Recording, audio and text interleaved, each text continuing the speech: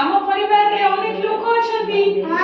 ବାପା ମା ଜେଜେ ବାପା ଜେଜେ ମା ଭାଇ ଭଉଣୀ ଏମିତି ସମସ୍ତେ ଆମେ ଅଛୁ ନା ନାହିଁ? ଅଛୁ। ଆଜି ତାହେଲେ ଆମେ ପରିବାର ବିଷୟରେ ଜାଣିବା।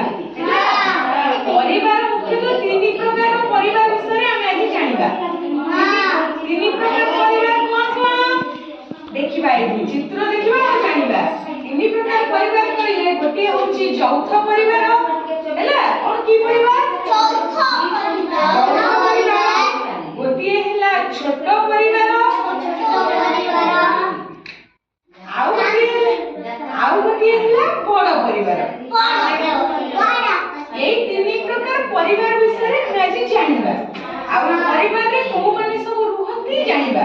ଯୌଥ ପରିବାରରେ କୋଉମାନେ ରୁହନ୍ତି, ଛୋଟ ପରିବାରରେ କୋଉମାନେ ରୁହନ୍ତି, ବଡ଼ ପରିବାରରେ କୋଉମାନେ ରୁହନ୍ତି, এই ବିଷୟରେ ଆମେ ଆଜି ଜାଣିବା। ହେଲା, ଜାଣିବା ନା ନାହିଁ? ହଁ, ପ୍ରଥମ ହେଲା ଯୌଥ ପରିବାର। କଣ ପ୍ରଥମ? ଯୌଥ ପରିବାର। ପରିବାରରେ କିଏ କିଏ ରହିଲେ?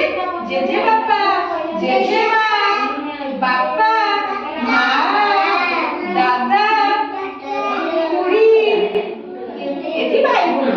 ଭାଇ ଭଉଣୀ ମାନେ ତମେ ଯେତେ ଭାଇ ଭଉଣୀ ଥିବ ସମସ୍ତେ ଅଛନ୍ତି। ଏଇଟାକୁ କୁହାଯିବ ଯୌଥ ପରିବାର। ମାନେ ଦାଦା ଖୁଡି ବାପା ମା ସମସ୍ତେ ମିଶିକି ରହିଛନ୍ତି। ଜେଜେ ବାପା ଜେଜେ ମା ଏଥିରେ ସମସ୍ତେ ଅଛନ୍ତି। ଠିକ ନା ନାହିଁ? ଛୋଟ ପରିବାର କହିଲେ କଣ ନା, ଏଥିରେ କିଏ ଅଛନ୍ତି ଦେଖ, ବାପା ଅଛନ୍ତି। କିଏ ଅଛନ୍ତି? ବାପା ଅଛନ୍ତି ନା ନାହିଁ? ମା ଅଛନ୍ତି।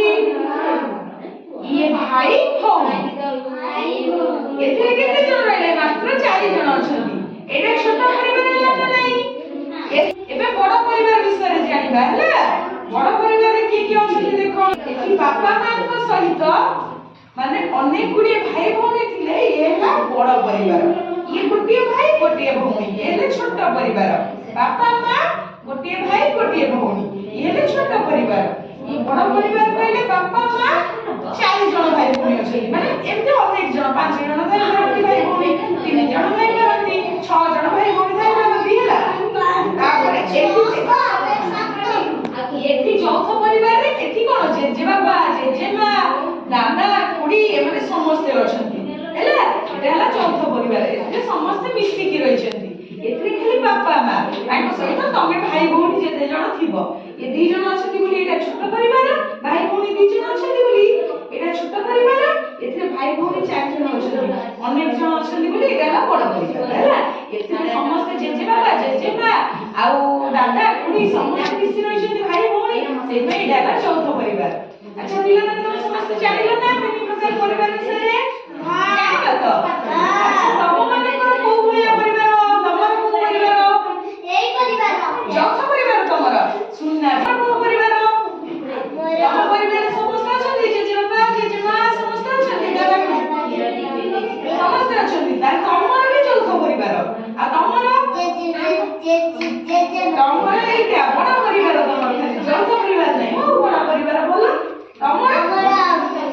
ତମର ଛୋଟ ପରିବାର। ତମେ ବାପା ମା ଭାଇ ଭଉଣୀ, ଛୋଟ ପରିବାର।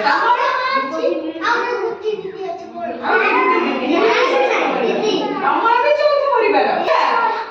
ସମସ୍ତେ କୋଉ କୋଉ ପରିବାରରେ ରହୁଛ ଜାଣିପାରିଲ ତ? ହଉ, ସମସ୍ତେ ସୁନା ପିଲା ନାହିଁ? ସମସ୍ତେ